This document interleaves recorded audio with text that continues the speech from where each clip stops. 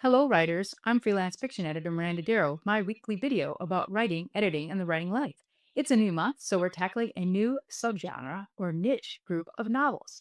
This month, it's novels set on trains, boats, cars, planes, and other transit pressure cookers. There's a reason authors keep locking characters onto trains, stranding them at sea, or setting them next to a stranger at 35,000 feet. Transportation settings are not just vibes, they're structural tools. They can give you a built in ticking clock, a limited cast, forced proximity, a clear physical arc, departure, journey, arrival, and a delicious reason your characters can't just wander off to cool down. In other words, the setting does half your job for you. You just have to use it intentionally. So let's talk about how. First, decide what vehicle does for your story. Before you draft a single scene, ask, is this setting about containment or momentum? Different modes of transportation create different energy. Trains offer containment and surveillance. Boats offer isolation and hierarchy. Planes offer speed, but also vulnerability. Cars and road trips offer choice, but emotional confrontation. If you don't decide the function early, your transportation just becomes setting wallpaper. And wallpaper is not paying the rent. Let's talk about features of some of the more popular modes of transportation settings for today's novels. Let's start with trains. That's the elegant pressure cooker. Let's get real. I love trains. My grandfather worked for the Sioux Line most of his life. I've taken Amtrak's to travel to writing conferences in Chicago. I'll pick up almost any book set on a train. Trains are perfect when you want closed circle mysteries, enemies to lovers, forced proximity, social class commentary, or a literal ticking clock tied to stations. A modern example is Everyone on this Train is a Suspect, which uses the train setting not just for atmosphere, but as a structural constraint, as suspects are physically limited, alibis are spatially trackable, and the narrative tension escalates with each stop, crafting moves for train stories. Here's some tips. Use the station as a structural beat. Every stop should introduce new information, remove an option, raise the stakes, or physically rearrange your cast. If nothing changes at the station, you're wasting the mechanic. Two, exploit corridor logic. Who can overhear? Who can see into which compartment? How narrow is the aisle during this confrontation? Spatial logic is plot logic. Three, let the timetable control pacing. Shorter chapters between stations can increase urgency. Longer chapters during the overnight stretches might build dread or intimacy. This train is your pacing metronome. Use it. If you are a fan of train based fiction, like I am, be sure to check out next week's video where I give my list of book recommendations for recent novels set on trains, with a bunch of mysteries, but also some surprising genres that maximize their train bound settings.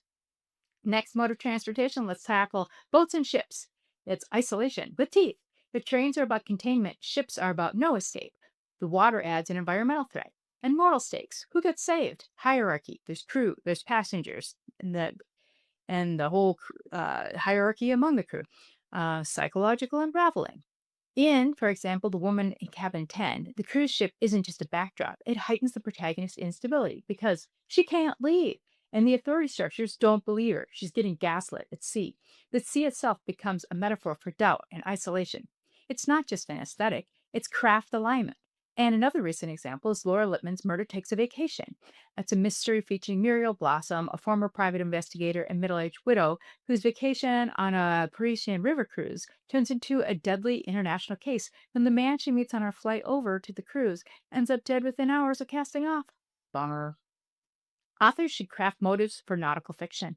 One tip, define the power structure immediately. Who has the controls? Who controls communication?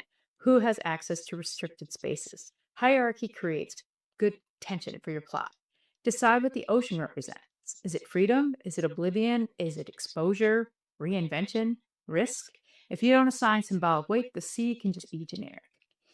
Three, use sensory details sparingly, but effectively. There's a salt film, metal creaks, constant emotion. You need enough specificity to ground the readers, but not so much nautical jargon that it feels like we're studying for a boat licensing exam. Let's face it, nobody wants to read the nautical details in Moby Dick in 2026, including me. I could barely make it through Eric Larson's Dead Wake, the last crossing of the Lusitania, and that was nonfiction, and so I knew this boat was going to sink, but I had to turn off the audiobook when I was driving so I wouldn't nod off because there was a little bit too much details. All right, let's switch to planes. Suspense at high altitude. When I first started going to writing conferences and I was learning about the idea of high concept stories, it was explained to me as a premise that readers know what the story is going to be from a single, uncomplicated sentence. The example that was given was the movie Snakes on a Plane. You don't need to hear anymore to know this is what the movie's about. There's snakes and then they're on a plane. It's danger in an enclosed space. We've got built in conflict and drama. Air travel brings vulnerability. There's no control, there's no exit, there's high surveillance, there's tight physical proximity. In The Flight Attendant, the exciting incident hinges on travel disorientation, jet lag, alcohol, international jurisdiction confusion. The instability of transit mirrors the instability of the protagonist who wakes up next to a dead body. But that's what you want. Craft moves for playing settings. Here's some tips for writing trips that are based largely or partially on plane. Use sound as a constraint. Cabins are loud. Conversations are half heard. Privacy is negotiated in inches. Lean into surveillance. Passenger manifest in cameras and flight logs. Air travel creates traceable movements, which is delicious in thrillers, especially if they're trying to get somewhere.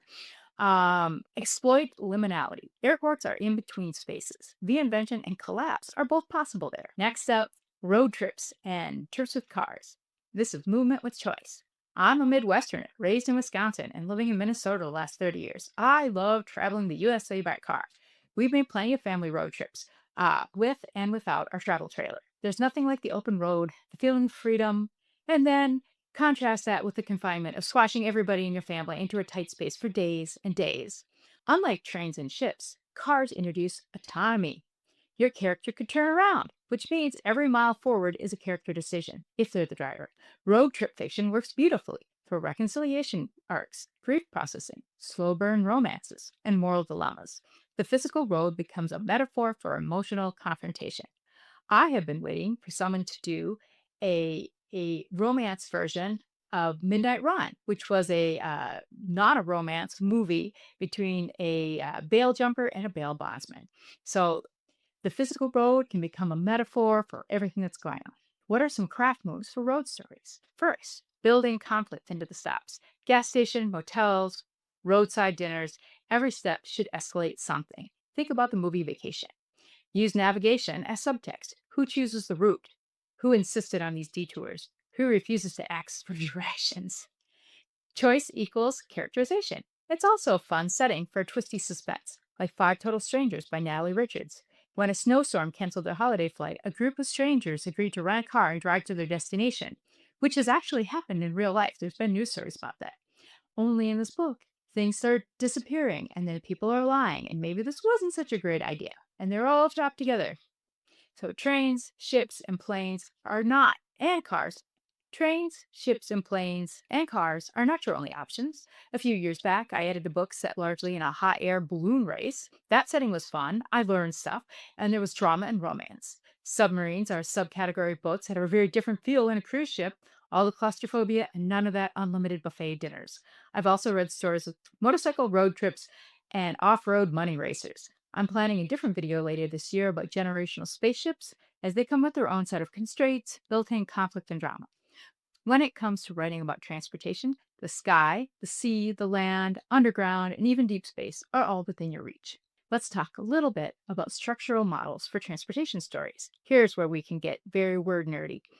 Most transportation-based fiction follows one of three pretty common structures. One of them is a countdown. There's an arrival and a deadline, and you need to solve it before you land, dock, or pull in. This is great for thrillers and mysteries. We got to solve it before we get there, or else disaster.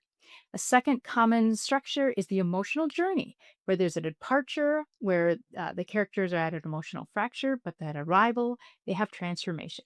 This is great for romance and literary fiction and women's fiction, anything with a strong character growth arc. And then there's the disaster structure. Something interrupts the journey. Survival or exposure becomes the plot. This is great for high stakes drama. It's probably best to just pick one of these three or something else rather than trying to put them all together, because they can carry very different moods. There are some common themes that naturally emerge in transportation setting novels, including identity shifts, class divides, power imbalance, moral pressures, truth under confinement, reinvention, isolation despite proximity. I'm all alone despite being crammed in here with all these people. If your theme doesn't interact with the transportation constraint, rethink the setting. Ask, could this story happen just as effectively in a house? If yes, then you haven't exploited the vehicle enough. Here are some mistakes to avoid when writing fiction set in a mode of transportation. Avoid treating the setting like an aesthetic garnish. Avoid forgetting communication restraints. Hey, it's not easy to talk when you're on a ship, train, even. Ign- Avoid ignoring realistic movement limitations. Avoid failing to use arrival as a meaningful turning point, because that should mean something. And don't overload with technical jargon. The vehicle should create problems, not paragraphs. I'm giving side eyes to Eric Larson here. Here's a quick craft exercise. If you're drafting something set in transit, answer, what can't my protagonist physically do because of the setting? Who has authority here, and how does that complicate the plot? What changes at the midpoint because of the location? What must happen before arrival? How is the arrival different emotionally than the departure? If you can't answer those, then you're not using the settings as strategically as you could. Transportation fiction works because it mirrors what story does itself.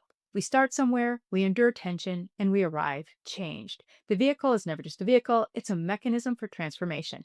And if you use it well, your readers won't just turn the page, they'll feel like they're hurtling towards something inevitable. Be sure to like and subscribe. This is freelance fiction editor Miranda Darrow wishing you happy writing.